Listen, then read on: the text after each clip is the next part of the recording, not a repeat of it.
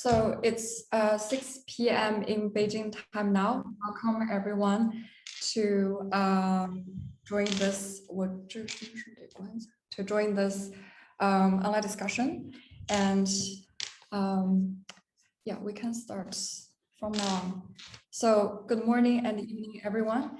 Thank you very much for joining with us today. This is Amber Yifei Wang from Gallery Weekend Beijing. Hi, everyone. She's the director of Gallery Weekend Beijing, and I am Qinrui Hua. I'm the program manager. We are very delighted to be here today and very grateful of having Ms. Pilar Corias, Mr. Victor Gisela, and Ms. Lauren Kelmalang, Mr. Rene Myla, and Mr. Li Qi with us today for this online discussion. This year, Gallery Weekend Beijing will be open to the public from April 27th to May 2nd, with a VIP preview from April 23rd to April 25th. Gallery Weekend Beijing's goal is to bundle and share cutting-edge contemporary art in Beijing. This year, 37 galleries and institutions will participate, working closely alongside one another to present striking exhibitions across the city. We also have an accompanying program that will feature relevant academic and social events throughout the week. Today, we're hosting an online talk entitled Galleries in Focus, Adaptation and Collaboration in International Affairs. This talk is affiliated with the visiting sector of Gallery Weekend Beijing. The visiting sector is dedicated to fostering artistic exchange between Beijing and the wider art world by way of a small number of exhibitions from carefully selected mid-sized national and international galleries. This year, we are welcoming 8 visiting galleries to present solo and group exhibitions in the 798 Art Zone. This will be up from April 22nd to May 20th. We warmly invite everyone to come to see the exhibitions or to see the art shows through the online viewing feature of the GWBJ app. We hope that today's discussion, dynamic and full of artistic and cultural exchange, will set the tone for the coming days and weeks. If you would like to learn more about our events and exhibitions, please check out the GWBJ official website and our official Instagram account, or to scan the QR code here to download the GWBJ app for more information. Now I'll hand over it today to moderator Li Qi, who is the curator and critique, and previously served as the chief editor of Leap, deputy editor of the art newspaper China, and senior curator at Rockbound Art Museum in Shanghai. Welcome.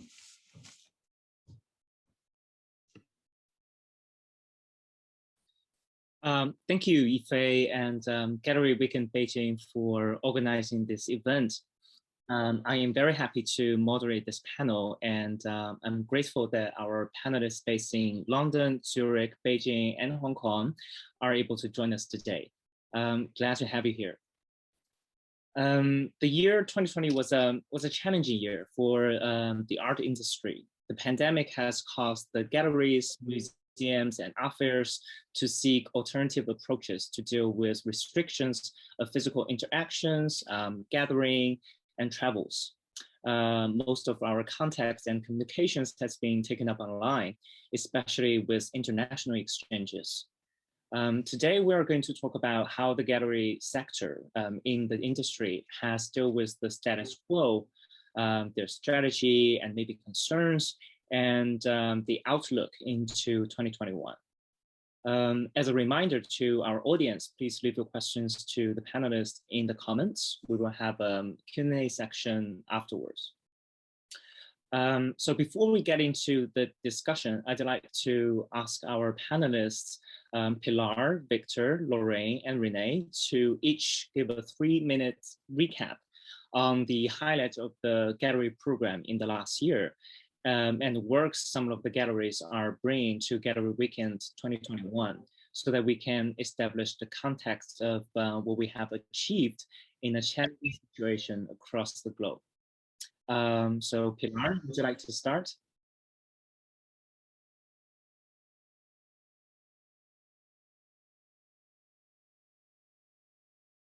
Right. Hi, now you can hear me. Oh yeah, you're moving the screen for me, aren't you? So we can, so at Gallery Weekend in Beijing, I'll be presenting two artists. One is Sophie von Hellemann, who is a painter, who's a German painter that lives in the UK. And she did a series of paintings based on The Dream of the Red Chamber, which is a famous Chinese novel written in 1791. And I will be showing also Rikrit Tiravanija.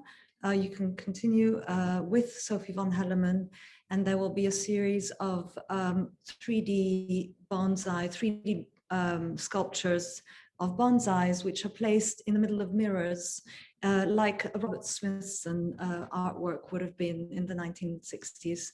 And these bonsais will repeat themselves throughout the space. This is a project that Rikrit did at the ICA in London. It's a sake bar. Rikrit's work is very much about the social and about sharing. We can continue with gallery highlights. So I had these are exhibitions I had during 2020 in the gallery during the pandemic. This is Christina Quarles, she's had a show at the MCA Chicago, which opened last week. She also currently has a show in Beijing at the X Museum, which if you're in Beijing, you can go and see. And this is an exhibition in the gallery of American artist Shara Hughes, also in 2020. This was the beginning of the pandemic in March of 2020. This is a current show that she's having at the Garden Museum in London. It hasn't been open to the public because museums are shut, but the work is installed in the museum. And this is a show, actually this one is very interesting. We installed this show virtually, and this show happened in April of 2020, and we sold 3/4 of the show just from having a virtual show, and we installed the exhibition only 1 month later, and only 2 months later it was open to the public. So it was a very sort of strange experience, this initial pandemic experience. We can continue. This is an online show. It's virtual. It's not real. It never happened. We called it 7 Up. And it was extremely successful. This is another show of a young artist called Sofia Mitsola. This happened in real life.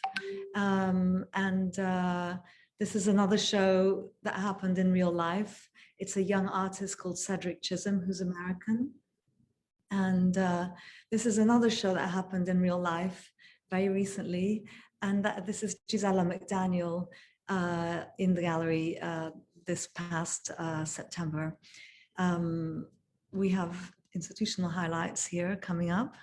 This is also during the pandemic. Philippe Perreno had an installation at MoMA this year. It's still up.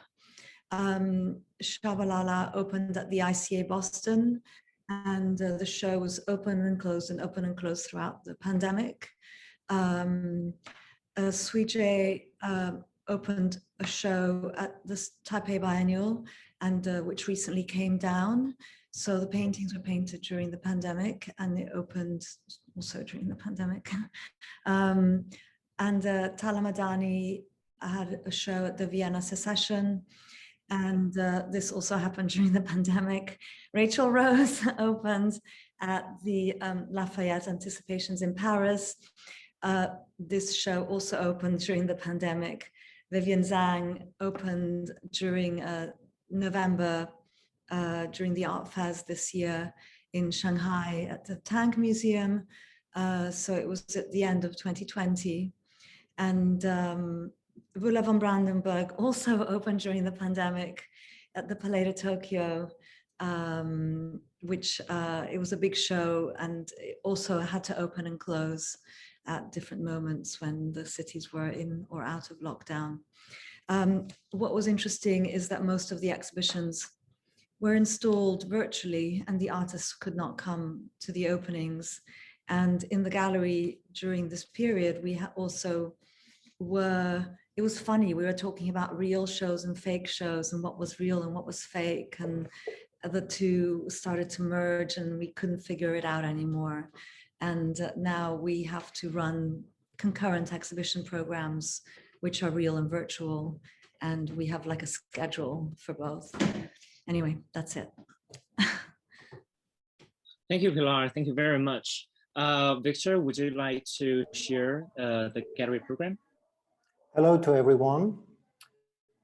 We had put together for this talk a year, March 20, March 21, in the physical space and in the digital, in the virtual world. We did 13 exhibitions. We did a pop-up in Taipei, and we did 2 art fairs during the pandemic, the first one in Madrid, and then we did another one in Taipei. Please, next.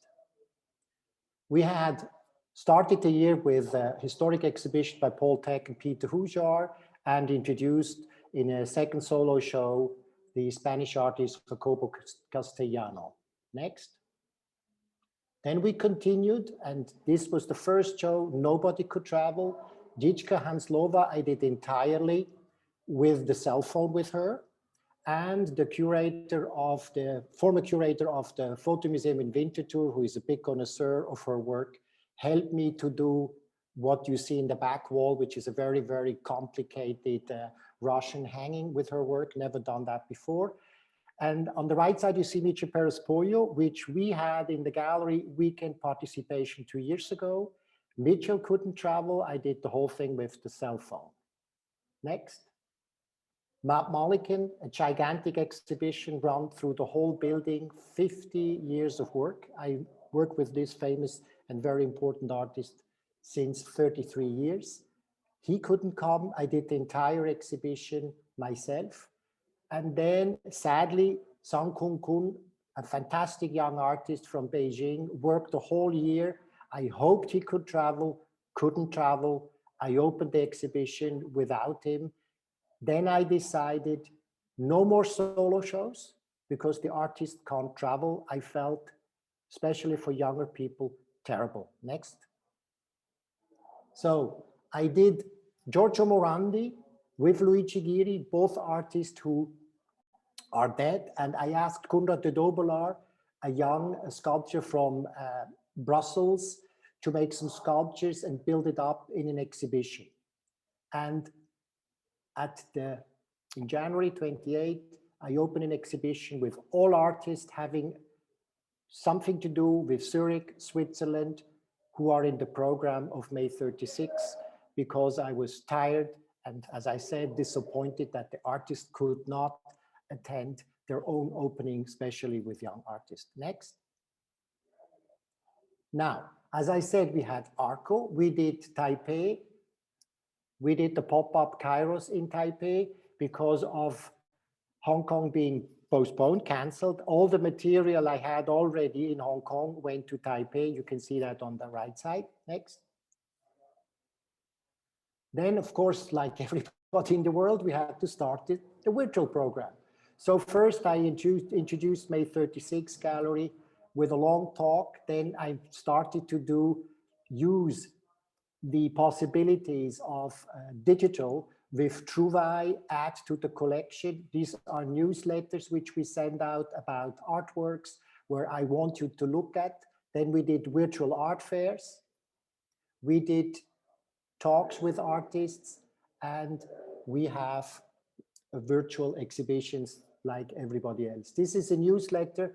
Out of 10 Trouvailles, we sold 8. This was the first one with a very sweet Lawrence Wiener piece he made in, what was that, in 1990. Historical thing I found in the warehouse. Next. This is a show, actually, a possibility, add to the collection. The theme is art and architecture, where I put together works which could nicely enter in a collection. Who is on that theme? Some are gallery artists, some are not gallery artists, but artworks I have been collecting. Next. Then we did virtual room shows like Space Oddity with Thomas Roof, We did online viewing rooms like the one we had on Robert Mapplethorpe with Art Basel. Our own online viewing rooms or exhibitions, they're pretty okay. We have people asking, selling, not so great because maybe of the bigger competition is our participation with Basel and Fries and other and Paris. It does seem it is not so much traffic for us, but you know, other people have other experiences. Next. The virtual Miami Pavilion you see on the left side is something we built. We built that for London, St. Moritz, and for Miami. I'm going to do that on Hong Kong. We sent that out to our people. We have the works hanging in a virtual pavilion, in a virtual house situation. Pretty successful people like that. The exhibitions we do online where we just have JPEGs, add to it. I have an example here is Small is Beautiful 2, where we have all works in a small format. And then on the right side, we have virtual rooms like the one we do with Thomas Roof right now on his exhibition in the museum in Taipei. Next. Thank you. That's passing over.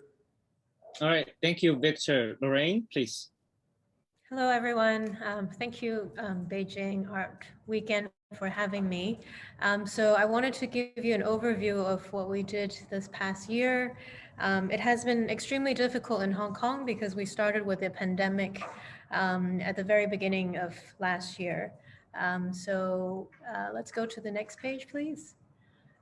So we started in May for a solo show of Günterberg. These are works particularly from the 80s to the early 90s. This was a show that we put up that took us more than a year's time to prepare, and we had very good feedback locally with the audience. And then the next show is a solo show of Yuan Yuan. He's one of a very sought after artist in our program.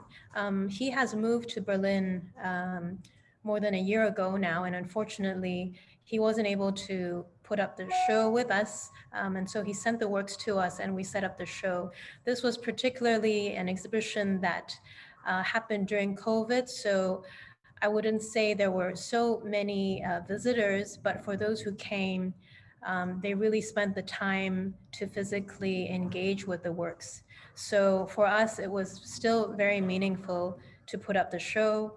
And also this was the last show of the exhibition that was held at 33 Daewoo Road, which was our previous gallery space.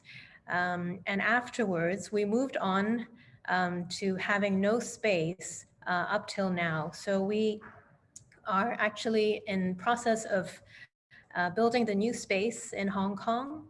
And it has been very interesting for us to engage with the public without having a physical space. So one of the first shows that we did was an online screening that was done virtually. And we presented 9 artists who all worked with the media of video, and video has always been a very strong medium within the program. So it was really our attempt to test the waters, how well we can engage virtually, especially dealing with the medium of video. Next slide. So this was another show we did, which in a way it's a pop-up that we did in Shanghai because we closed the space in Shanghai last March due to the pandemic. I haven't physically been back to Shanghai since November 2019 because of the quarantine measures. So it basically takes around 5 weeks for me to go back and forth between Hong Kong and Shanghai. So it was not possible with 3 young kids. And so this is the show that we did with Yuji at, sorry, we can go back. This is the show of Yuji. It's the first solo show that she has with us. And it was done in private collector's space in Tongrenlu in Shanghai. And I have to say, she did an amazing job utilizing the physicality of the space. And so we did very well without physically being in Shanghai. Next slide. And then we come to the art fairs that we've done in the past year. We did 7 fairs. 4 of them were physical and 3 of them were virtual. Unscheduled happened in June as a response to the cancellation of Art Basel Hong Kong. There were a group of the Art Gallery Association of Hong Kong decided to get the galleries together, and we did a very small presentation of a Taiwanese artist, Zhou Yuzheng. Next slide. And then we did some of the virtual fairs, including Art Basel Hong Kong in March, and Frieze London, which also didn't happen. We had the works physically, and so yeah, this was also done online. And the Art Basel OVR in October. So we tried to be a bit more creative by installing these works that were done in the 70s and 80s, and we installed them in the physical space of our upcoming gallery. So actually this building is still under construction and renovation, but because we wanted to share you know, how the gallery is of today, we decided to install the paintings within this construction site. And then we did also another physical fair in art in Shanghai during Art 21. And lastly, we did Hong Kong Spotlight in November. This also was a project that came about quite last minute because Art Basel Hong Kong had the offer from Fine Art Asia to do this fair. And it was all local galleries who participated. And so far this year, I would say that the physical fairs were very successful for us as compared to the virtual ones. And then we also did SEA Focus, a small art fair in Singapore. We work with quite a few artists from Southeast Asia. We were not able to physically go also due to quarantine issues, but we had the artists who helped us install, and it also worked out fine. And then we are presenting, these are the projects that we help support to happen. One of them was Yuji's installation that was done at the French Consul General's residence. It was an outdoor installation. This is Lai Zhisheng, a Taiwanese artist. We helped put up the show for an art center in Kaohsiung, and it goes on from October till this May, so it's a very long exhibition. We were not able to be there, but we tried to document the show the best we can. We did an online documentation, and we represented the show again as a newsletter so that people could see the exhibition virtually. And then we also helped with and supported the show of Liu Xiaohui that happened in 798 most recently. A catalog is being produced as well and will be launched soon at the UCCA. And that's it.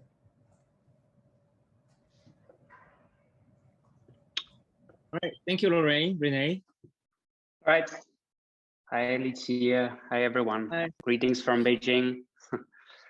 So I'm gonna make this quick. In regards to the programming in Beijing, actually, the gallery in Beijing, we didn't do too many adjustments. We opened actually the first show already end of March, which was pretty much right after the pandemic has been somehow under control here. In retrospect, it's been probably a little bit too early in terms of the market situation, but we just all thought opening up the show by that time already has been so important for just the community and the artists and you know, all the stuff and everything. So it actually took really until summer here, until the show with Zhang Xure, that we see an image here, a young abstract painter based in Beijing, when the whole also market situation really started picking up again here, and yeah, somehow made up a little bit of what was lost, I guess, the first half of the year. And then the Xiananxing show end of last year, running through actually the beginning of this year, was the highlight, I would say, of the gallery shows in Beijing. An artist that has been shown widely also in the West, in the Venice Biennial, as well as at the Documenta, and yeah, sort of highly anticipated actually throughout Asia and Europe. Obviously, it was the more kind of a local audience, as it was for, and I think that was really a pity as well for the artists in terms of the institutional shows, such as this Xiaofan show, a retrospective show in Holland, in Den Bosch, at the North Brabant Museum, where as well, obviously, it was planned to be seen by really sort of an international community, but then it just ended up, you know, to be shown to sort of a more local audience. So that obviously was a bit of pity for, especially for the artist himself. And then for the gallery in Switzerland, actually as well, there, the shows within the gallery, we were able to more or less, you know, pull through. Obviously, most of the time just with kind of visits by appointment. So what sort of really helped us through the year, and actually we were as well, you know, unexpectedly very successful, is we organized sort of an art parkour in a valley called Engadin in Switzerland, which is actually bordering Italy, Austria, as well as Germany.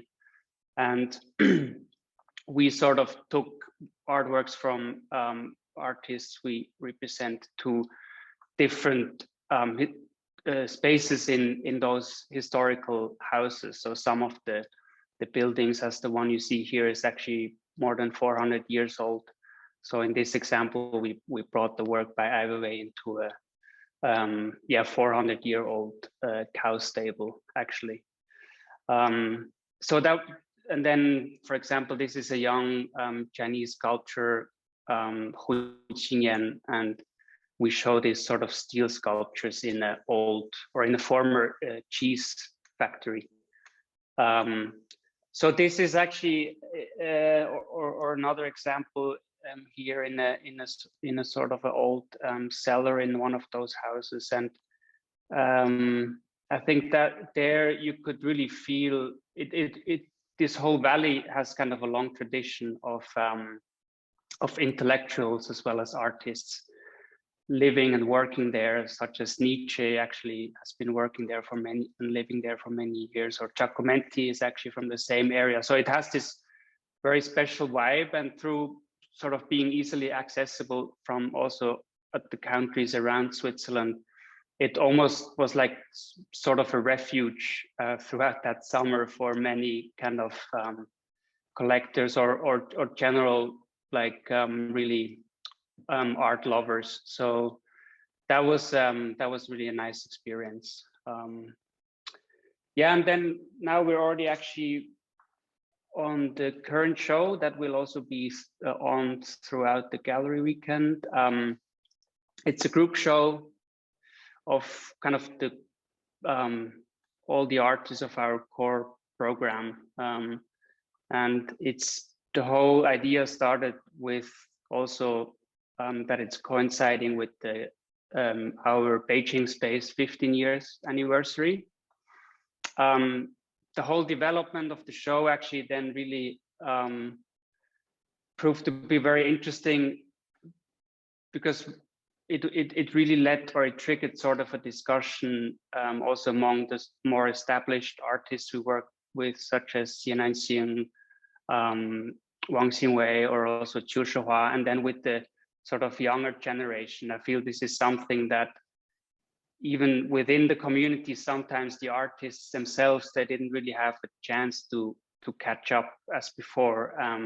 So when I actually came back after a year to China, end of October last year, I also realized that there is this sort of, yeah, almost kind of a bit the frozen state of the the community here. So I think with this show, actually, it's been a very interesting process and sort of led to really, you know, the artists in our program, but as well the whole sort of community to, yeah, just really talk about, I guess, our gallery or our program in specific, but also more about, you know, what is a gallery's purpose? What is a gallery doing in general?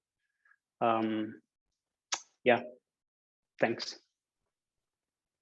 All right, thank you, Renee. Thank you, everyone. I'm very impressed by the contents of the exhibition programs in the galleries and the visibility of artists in institutional programs. As the first topic of our discussion, let's talk about international exchanges. During the pandemic, programs in the galleries are perhaps relatively flexible to cope with the difficulties. And some of the exhibitions in international institutions might be based on communications and planning in prior to the pandemic.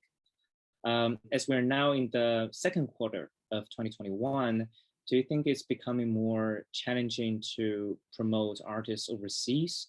How do you keep in touch with museums and curators in other continents when there's a travel restriction? What's your strategy and outlook? Victor, would you like to start on this topic?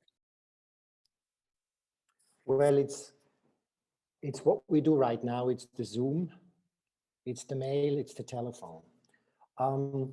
I'm very optimistic that in a couple of months, the confidence comes back through the vaccination. But it has been very, very difficult for the artists and the museums to open, to close, not to know what about the programming. It is a situation nobody could foresee, but I think more or less everybody tried to manage the way it was allowed to in terms of what was happening around. The future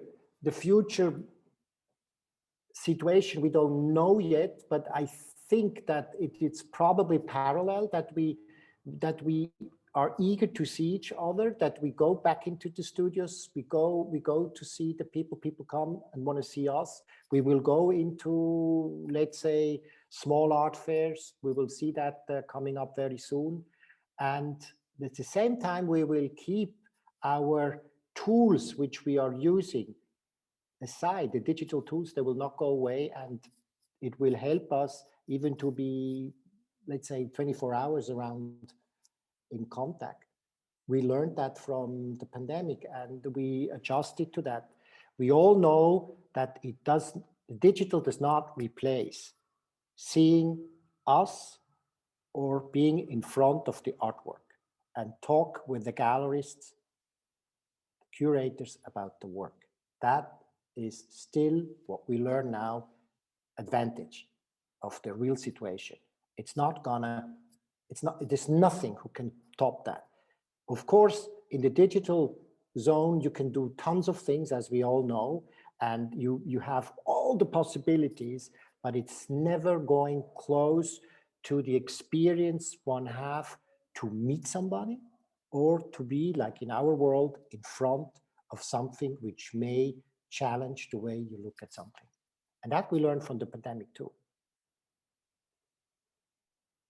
Thank you. Lorraine?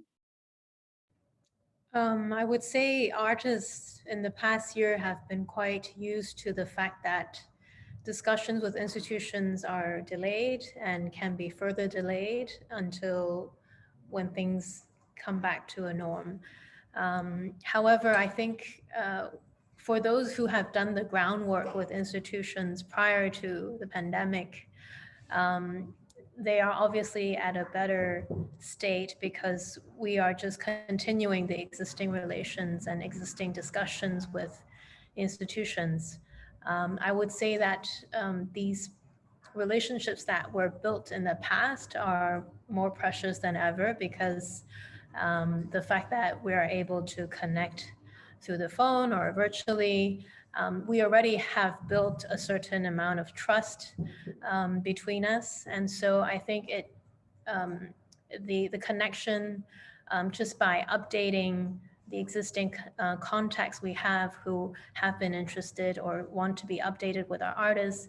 Those have been sufficient enough for us to somehow develop ideas or potential projects for the future.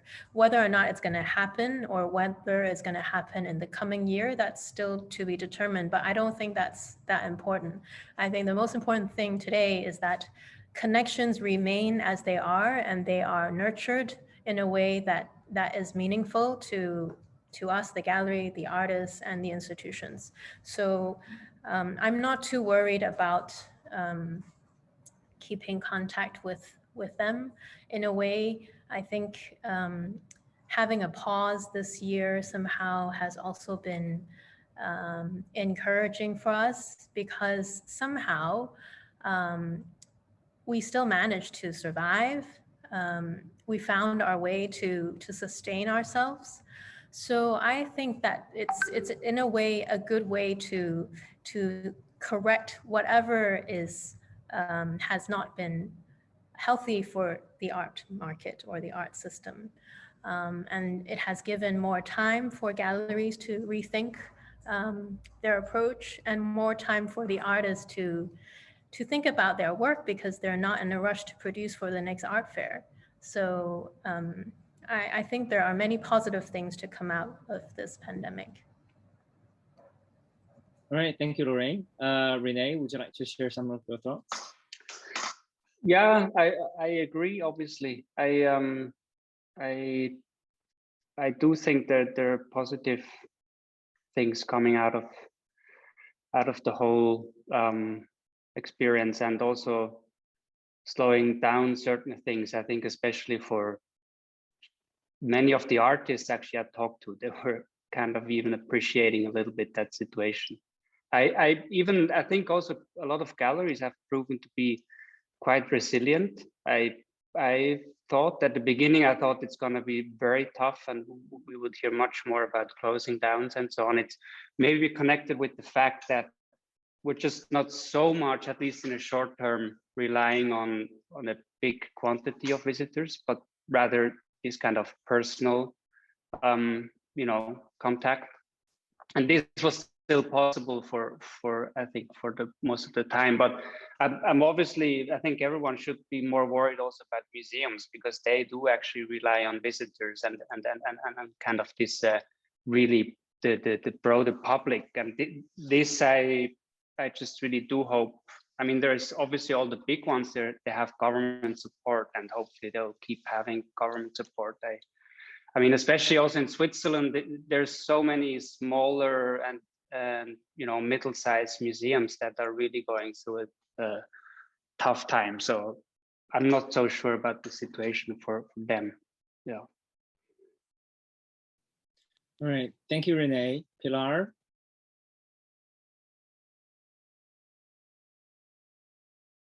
Would you unmute, Pilar?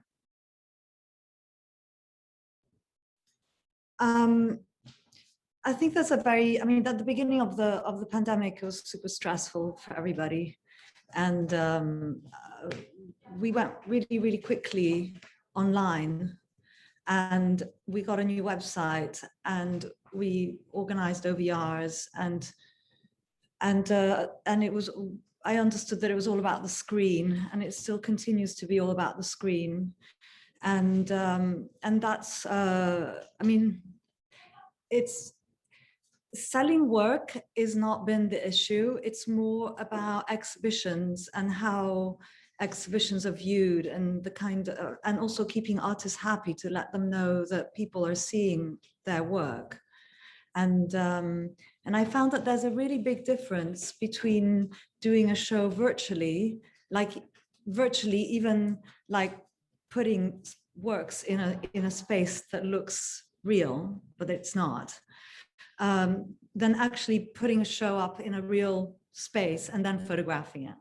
There's almost like there's a completely different energy, and the differences are really small, just because you're still experiencing them both through a screen. But it's very interesting, I've discovered. It's a really interesting phenomena that I didn't expect. So we're trying to install everything physically as much as possible. And we've run an exhibition program. You know, all the programming of the galleries has been affected. All the programming of museums has been affected. And we're, you know, working really closely with the institutions to find ways of helping them so that the shows can happen. You know, for example, do we need to keep work in storage for you? What can we do to help you with a publication? Because museums are having a, you know, a particularly hard time. And then also, I mean, I found that the pandemic was a great leveler, and I'm able to pick up the phone to anybody in the world and they have the time to speak to me. And so I made tons of new connections and met new people and took on 5 artists during the pandemic.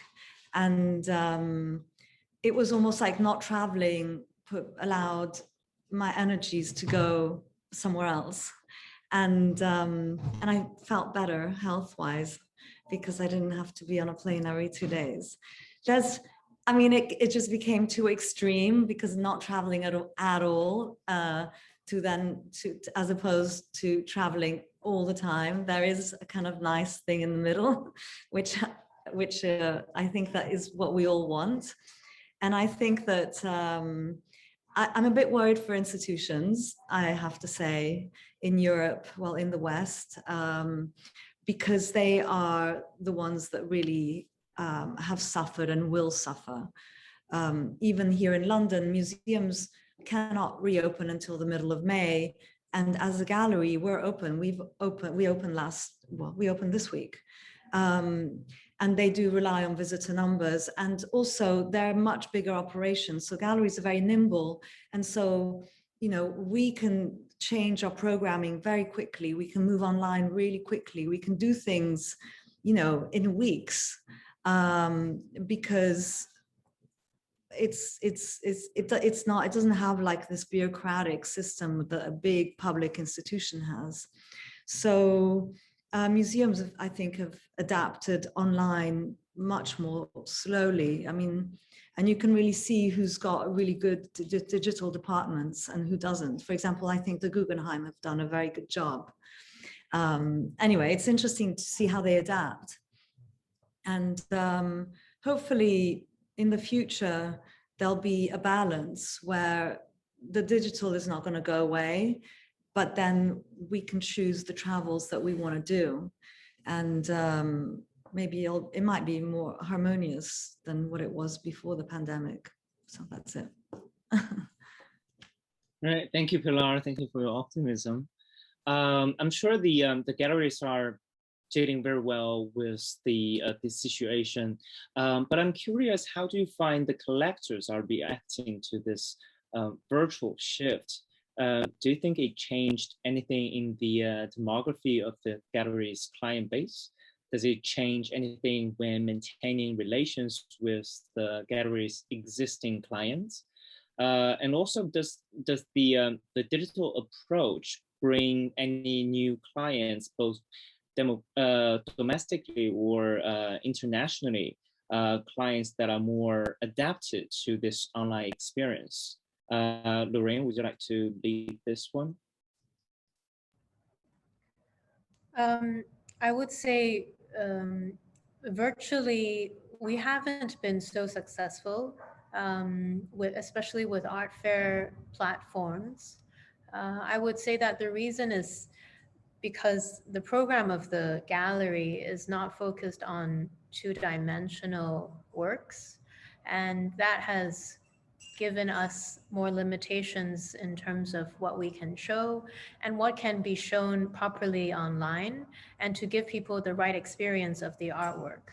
So for me, of course, we would like to excel virtually and online, but if we are not showing the colorful two-dimensional artwork that can be understood easily online, then what can we do instead? And so at the end, I still feel that having a proper physical show that is meaningful to the artist is the key to making the artist happy, making their career more further developed, and to let the audience really engage with the artworks, because they can really sense that there's something special that's happening in that project. So I think over this past year, we have been trying to find a balance in terms of sustaining and making the gallery successful, but also doing only projects that will engage well with the audience, and for the artist and be good, to do good projects for the artist. So that's what we have been focusing on, just trying to find the right balance. Yeah. Right. Thank you, Lorraine. Renee, how do you see the collectors reacted to the online shift? Yeah, just actually, I agree with what Lorraine said, that just, I mean, a certain type of artwork translates rather well into the online environment, but like a bigger part just doesn't. And I just recently had an interesting conversation with a collector here, and just about the fact that, I mean, so much in contemporary art is connected with sort of leaving your comfort zone, right? Be it for artists to sort of create, but also I think quite often for collectors to collect, you know, in order to sort of develop or move into a new field and so on. Quite often, she brought up this interesting point that quite often when she bought something out of an impulse or out of just an intuition, it turned out to be kind of the starting point of a new direction, or just of a new development. I guess there's also the case when it's just, you know, a bad purchase. But like, I think her point is that it doesn't really or it's hard for this to happen through an online like engagement with an artwork or with a gallery or with an artist. There's just, it just doesn't really give this environment to step out of your comfort zone, right? I think this also is something that doesn't work online. And this maybe explains, I don't know, why so many people are, in the meanwhile, especially rather bored with all these online, you know, sales platforms. I do think everyone, I guess, agrees on that. It's a good tool to keep in touch and even to get to know new people and so on. But just, yeah, I think that is, for me, that was an interesting discussion I had just recently. Okay, thank you, Renee. Pilar, do you see a change in the demography of the client base?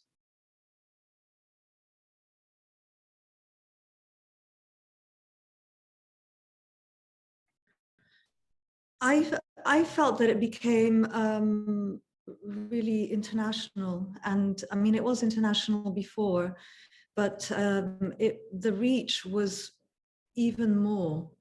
And so we made lots of new clients just by being present online and through Instagram and through OVRs. I do agree with you all about the fact that if it's not two-dimensional, it's very difficult to bring something across.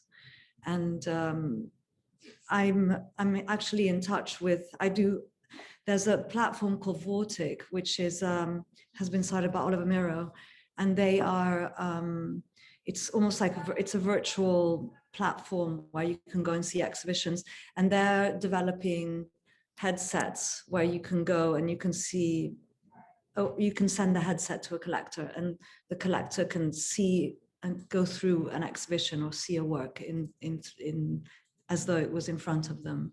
And I think that might be able to help. But yes, there's nothing that can replace the real experience. In terms of demographics, it's pretty much everywhere. I mean, we're selling all over the world, and what's interesting is that getting to know the people when you can't actually physically meet them. So you have to have, you have to get to know who they are, what kind of collection do they have, and sometimes, many times, a phone call is probably the best, or a Zoom. Because I find that people come to us and literally we have no clue whatsoever, and that is happening more and more, and in that way also you create new relationships. I mean, I really think it's been a leveler, like where it's the galleries being able to have a reach that it didn't have before, because I don't employ 100 people that are traveling around the world to every little city in, I don't know, in China, or I mean, but however, because nobody else is doing that, and you are available online, you have, in a way, tend to have a bigger presence. And so, yeah, that's what I found really interesting about the way that you meet new collectors. All right, thank you, Pilar. Victor, are you as optimistic as our other panelists? What do you think of the topic? Victor, please unmute. I would add to the discussion that there might be a little bit of also cultural differences. If you talk to somebody in Asia, or to talk to somebody in Los Angeles about going online, buying online, being online connected, it's probably more often the habits are there to even buy than if I compare it to Switzerland. If you talk to somebody over 60, 70, it's also different. They're all tired of the online. They want to have the experience. I also have to say, when I do the true buys, when I recall these offerings online, in many cases, people were in the reach to come to the gallery by appointment, wanted to look at the work. So I had to bring it. And most of the cases, we sold it to people within Switzerland. They came from any place, they wanted to see it. When we look at the sales internationally, which people couldn't see, it's really Asia, or it is in the US, where the people are somehow a little more or easier to buy something online. But with Pilar, I completely agree. I mean, not that we haven't sold before worldwide, but the amount of people who came to the gallery through the possibilities is growing, and we don't know them. We have not the clue who these people are, and that's fascinating also. Of course, there's odds and ends to that. And when you look at someone like me having done 8 to 9 art fairs over the last 33 years, every year, you have tons of people you don't know, of course. And now with this year, you have it without going someplace. You just get every day on an email request, or you are online. And in some cases, some new relations come out of it, and that's great. But at the end, of course, to meet in the real world is the best. Thank you, Victor. Last but not least, during the discussion, let's talk about the artists. All of our panelists are close with their representing artists, and as we know, individual artists reacted quite differently during the pandemic. Some of them went into some sort of seclusion. Some, let's say, become more productive because they have more time to themselves.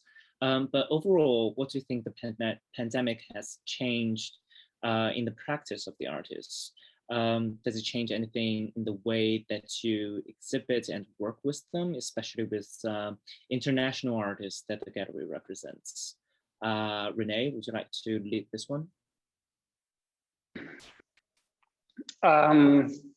Yeah, I guess this is really hard to generalize in a way, how it's really so different how artists reacted to that. I guess for the artists that don't really have a lot of financial pressure and whose practice is rather inwards, so not so much about kind of the outer world, it was probably a rather productive time, I think. I think especially for people, for artists that, and I think this actually applies for everyone in this scene, that sort of really need this exchange also among communities, which I think is so important for each community to sort of move forward. Not having this exchange, I realized, is difficult for some of the artists, and then sort of just like, I don't know, became a bit depressive and yeah, I mean, I think for many art forms a little bit outside of the traditional fine art context, it's been really quite difficult, and sometimes these things overlap, right? I mean, think about performance art or you know, like readings and stuff like that.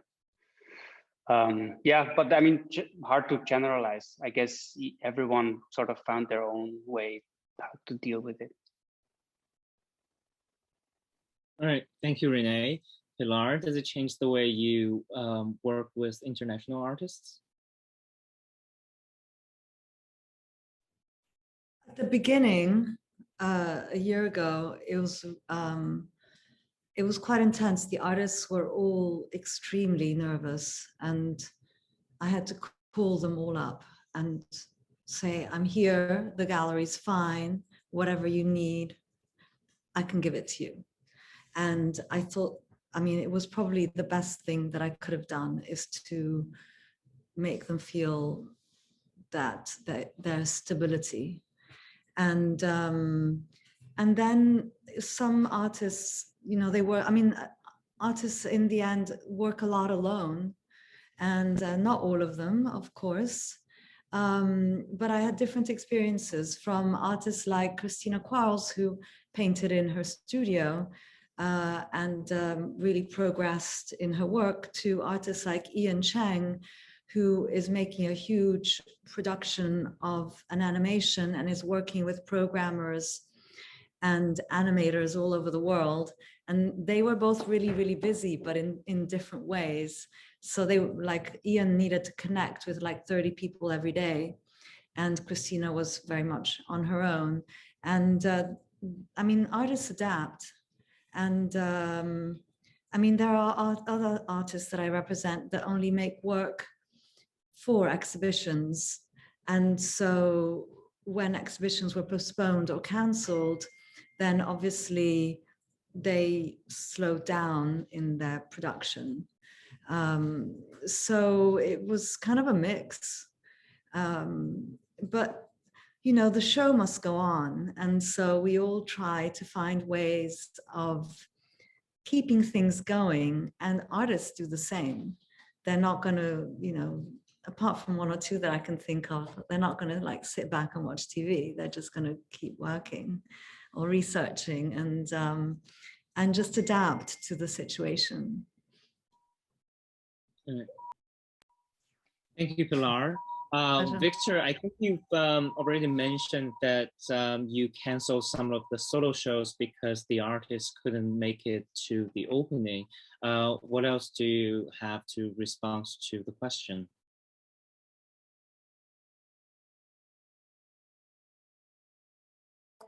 Not so much, it's the adaptation, the artists to adapt. And of course, if they need to produce something, that was a little bit complicated. Couldn't do it. I had to, let's say, stay in the studio and go back to the drawings, go back to collages, go back to very, very, very classical medium. Because the way they used to make art with, let's say, a studio, 10 people, did not work. But Pilar is 100% right. You know, if if this is what you're going to do, you're going to continue, and this is what you do, and then you change the medium, and you're optimistic one day that the pandemic is over.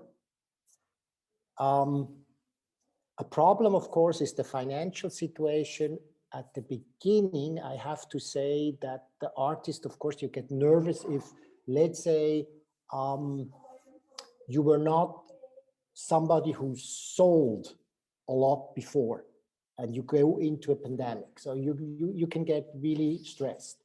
And for us as a gallery, it's always very, very important to give the artist the home, that we kind of care, that we try to assist, we try to help, to try to get them through the difficult times, and you know, have different hats on every day and try to sort of manage it through. And it's a challenge for both sides, but you know, running a gallery and being an artist is passion. So you go through, you know, this is something you do every day, and you try to find the best way. All right. Thank you, Victor. Thank you very much. Lorraine? So I think artists, they react differently depending on what their practice is like. I think for painters, most of the painters really enjoyed the pandemic because they could just stay in their studio and work and no one will bother them. The film artists, I think they were still busy filming, but filming locally and doing editing work that they can do forever. And installations, I would say yes, because some of the shows were postponed or projects were canceled. They were not producing actual installation or artworks that were meant for exhibitions, but they continued doing further research or further test in a potential production in the future. And I would say that I spent a lot of time, especially with artists who were based in Hong Kong, just going on hikes, because there are many hikes and beautiful mountains in Hong Kong. I did ceramics with some of them. We did a lot of exploration in a way, just connecting with them personally. And I think that I would never had the time if I was traveling for art fairs and running between two galleries. So I was quite grateful that we built a stronger connection between one another on a personal level. So most of them didn't really want to bother me. I think artists usually, they take care of themselves, and you know, that's how they are. But I think that we were able to spend time together. I think that's most precious for me. So so yeah. They managed to survive somehow, so. All right, I'm sure they will. Thank you very much. I'd like to thank all of our panelists for their opinions and thoughts, and also all the silver lining that we see from the pandemic. Now we are reaching the end of our discussion. If we have any questions, please bring it up now from the audience. We have only a few minutes, allowing perhaps for one question if we have any.